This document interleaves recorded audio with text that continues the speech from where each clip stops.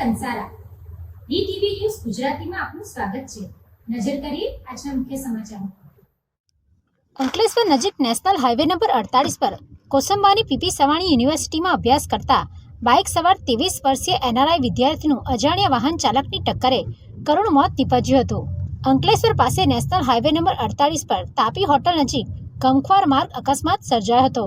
અકસ્માતમાં બાઇક સવાર એનઆરઆઈ વિદ્યાર્થીનું ઘટના સ્થળે જ મોત નીપજ્યું હતું। અજાણ્યા વાહન ચાલકે બાઇકને જોરદાર ટક્કર મારી હતી।